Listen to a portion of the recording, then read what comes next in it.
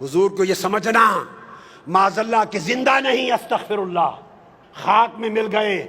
ارے خدا تجھے خاک میں ملا دے، مصطفیٰ کی بے ادبی کرنے والے، تمہیں خبر نہیں کہ انبیاء کے جسم کو زمین کھا نہیں سکتی، شہداء کے جسموں کو نہیں کھاتی، اولیاء کے جسموں کو نہیں کھاتی۔ تم انبیاء کی بات کرتے ہو اور پھر سید الانبیاء کی بات کرتے ہو۔ حدیث پاک میں ہے، امام احمد بن حنبل نے روایت کیا، امام حاکم طبرانی نے، حاکم نے کہا ذا حدیث صحیح الاسناد، کہ حضرت ابو ایوب انصاری رضی اللہ آقا علیہ السلام کی قبر مبارک پر گرے پڑے ہیں، قبر مبارک پر لپٹے رو رہے ہیں۔ پیچھے مروان بن حکم آ گیا اور مروان نے دیکھا کوئی شخص حضور کے مزار پر لپٹ کے رو رہا ہے۔ اس نے کندھا پکڑا اور کہا کہ تمہیں معلوم ہے کیا کر رہے ہو؟ تدری ما تصنع، معلوم ہے کیا کر رہے ہو؟ آپ نے پیچھے مڑ کے دیکھا، جب مڑ کے دیکھا فاقبل علیہ فیضا وہ ابو ایوب، مڑ کے دیکھا مروان کانپ گیا، وہ حضرت ابو ایوب انصاری تھے رضی اللہ تعالیٰ عنہ۔ انہوں نے جواب دیا قال نعم جئت رسول اللہ صلی اللہ علیہ وسلم ولم آت الحجر، پوچھنے والے میں رسول پاک کے پاس آیا ہوں، کسی پتھر کے پاس نہیں آیا۔ رسول پاک کی بارگاہ میں آیا ہوں، جو زندہ ہیں، جو سنتے ہیں، جو حاجتیں پوری کرتے ہیں۔ ولم آت الحجر، کسی پتھر کے پاس نہیں آیا کہ میرا رونا نہ سنے۔ یہ صحابہ کرام کا عقیدہ تھا۔ کن کا؟ اب یہ خیال کرنا، آقا علیہ السلام کو یہ سمجھنا یہ عقیدہ رسالت کے خلاف ہے اور شان رسالت میں بے ادبی ہے۔ یہ سمجھنا کہ مر گئے معاذ اللہ، مٹی میں ہو گئے اور آج کی تاریخ میں اور آج کے دن میں زندہ نہیں۔ سنو، رسول پاک تو ولادت سے پہلے بھی زندہ تھے۔ کنتو نبیم وآدم بین الروح والجسد، حضرت آدم پیدا نہ ہوئے تھے تب بھی زندہ نبی تھے، آج بھی زندہ ہیں۔ حدیث پاک سنیے کہ کس طرح زندہ ہیں یا نہیں۔ ابو داؤد سیاستہ کی حدیث اور حدیث صحیح، حدیث نمبر 1047، سنن ابی داؤد، پھر سنن نسائی سن لیں، پھر ابن ماجہ، پھر مسند احمد بن حنبل، پھر صحیح ابن حبان، پھر مستدرک حاکم، کل کتب حدیث مختلف طرق سے حدیث صحیح لاتے ہیں اور اس کی توثیق ابن تیمیہ کے شاگرد علامہ ابن القیم کرتے ہیں۔ ابن القیم جلاء الافہام میں اوس بن اوس حدیث کے راوی ہیں۔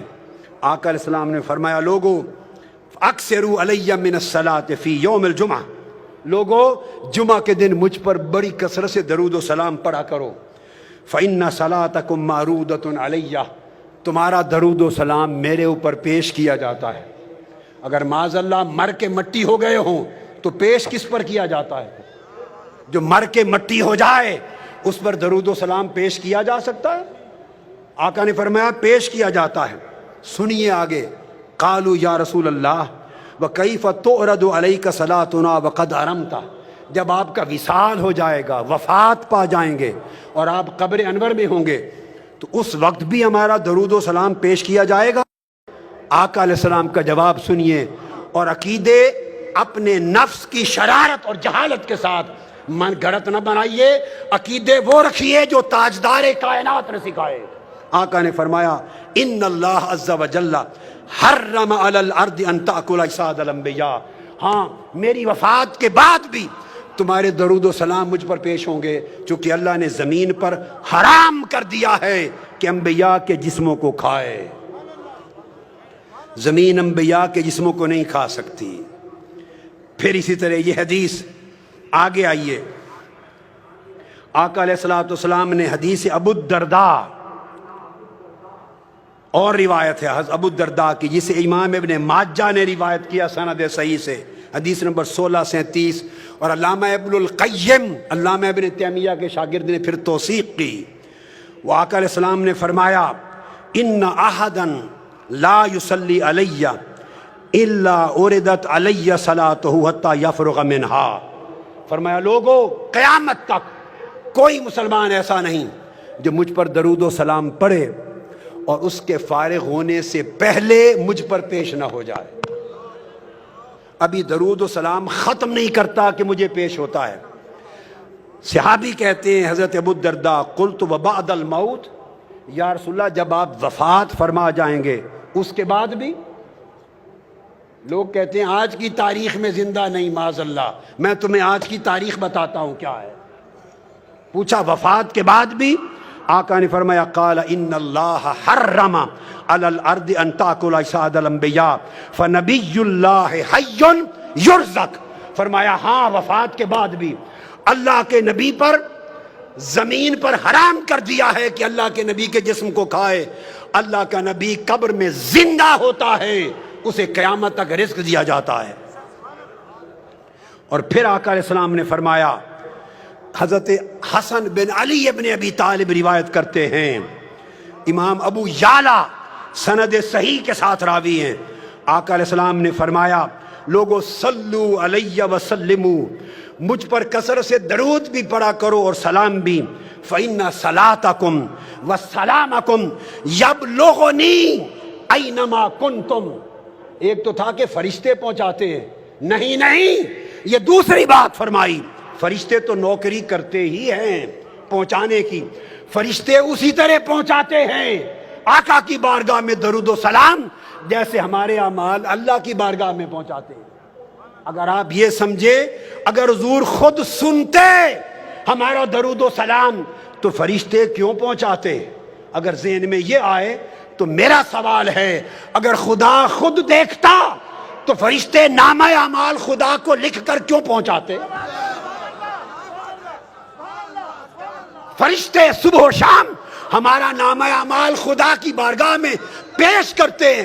اس پیش کرنے سے اگر علم خدا کی نفی نہیں ہوتی تو جو فرشتے درود و سلام پیش کرتے ہیں اس سے علم مصطفیٰ کی نفی نہیں ہوتی۔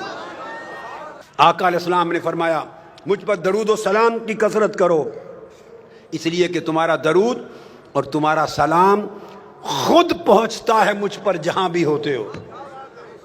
ارے بمبے والوں، بمبئی سے مصطفیٰ پہ درود و سلام پڑھو گے، خدا کی قسم گنبد خضرا میں مصطفیٰ خود سنتے ہیں۔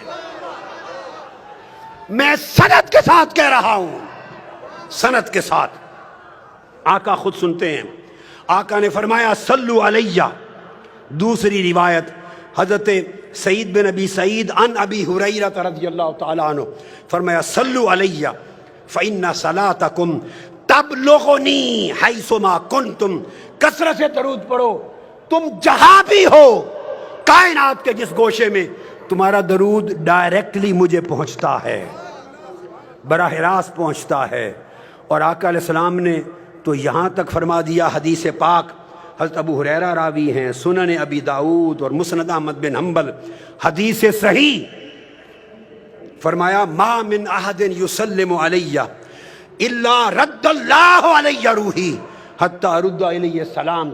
کائنات کی عرضی پر جہاں بھی کوئی مسلمان مجھ پر سلام پڑھتا ہے، درود و سلام پڑھتا ہے، آقا نے فرمایا الا رد اللہ علیہ روحی، اللہ نے میری روح میرے جسم میں واپس لوٹا دی گئی ہوئی ہے، میری روح میرے جسم میں واپس بولیے لوٹا دی ہوئی ہے۔ میں ہر سلام کرنے والے کو سن کر خود جواب دیتا ہوں۔ اگر آپ کے ذہن میں ایک لطیف علمی بات اور ذوق کی بات کہوں، خیال آئے لوٹا کیوں دی؟ اگر لوٹانی تھی تو نکالی کیوں روح پاک، اور نکال لی تو لوٹا کیوں دی؟ سنو غور سے، نکالی اس لیے تاکہ ہر نفس پر ایک بار موت کا ذائقہ سچا ثابت ہو جائے۔ کل نفس ذائقۃ الموت، موت کا ذائقہ چکھنا بولیے ثابت ہو جائے۔ آقا علیہ السلام نے بھی چکھا، اب میرا وجدان کچھ اور کہے گا، کوئی کہے گا کہ موت کا ذائقہ چکھا، اور میں کہوں گا نہیں، موت مصطفیٰ کے لبوں کو چکھنے کے لیے آئی۔ ہائے ہائے، موت مصطفیٰ کو چھونے کے لیے آئی۔ مولا میں محروم نہ رہ جاؤں، میں بھی چھو لوں تیرے محبوب کے نام سے۔ اس لیے روح نکلی، اب سوال پیدا ہوتا ہے کہ لوٹا کیوں دی؟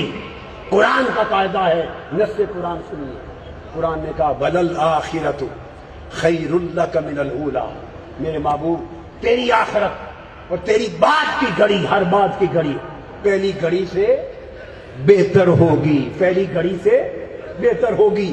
مصطفیٰ کا جسم ہر بات کی گھڑی میں پہلی گھڑی سے بہتر مقام پر ہوگا، اور آقا علیہ السلام کی روح ہر بات کی گھڑی میں پہلی گھڑی سے بہتر ہوگی۔ جب روح جسم پاک سے نکل گئی، ذائقہ موت وارد ہو گیا۔ اب میں وجدانی بات کر رہا ہوں، ایسے لگتا ہے کہ جیسے روح کو جنتوں کو پیش کیا گیا ہوگا۔ روح مصطفیٰ جس مقام کو چاہے چن لے، روح بولی ہوگی میرے مولا تیرا وعدہ ہے کہ بعد کی گھڑی پہلی گھڑی سے بہتر ہوگی۔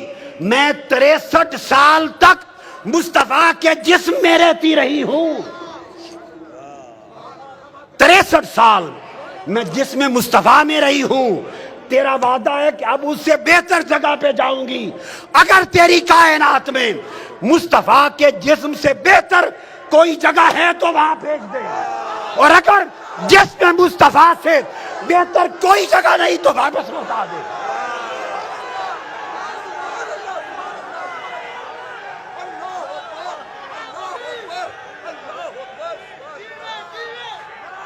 لا محالہ رحمت خدا نے جواب دیا ہوگا، رحمت خدا نے، اے روح مصطفیٰ، مصطفیٰ کے جسم سے بہتر تو نہ فرش پر میرے پاس کوئی جگہ ہے، نہ عرش پر، نہ مکان پر، نہ لا مکان پر۔ مصطفیٰ کے جسم سے تو اعلیٰ جگہ نہیں۔ روح نے عرض کیا ہوگا باری تعالیٰ اگر جسم مصطفیٰ سے بہتر جگہ نہیں تو واپس لوٹا دے۔ حکم ہوا ہے روح مصطفیٰ پلٹ جا اور قیامت تک مصطفیٰ کے جسم میں رہے۔ اس لیے حضور جسمانی طور پہ بھی زندہ ہیں اور روحانی طور پر بھی زندہ ہیں۔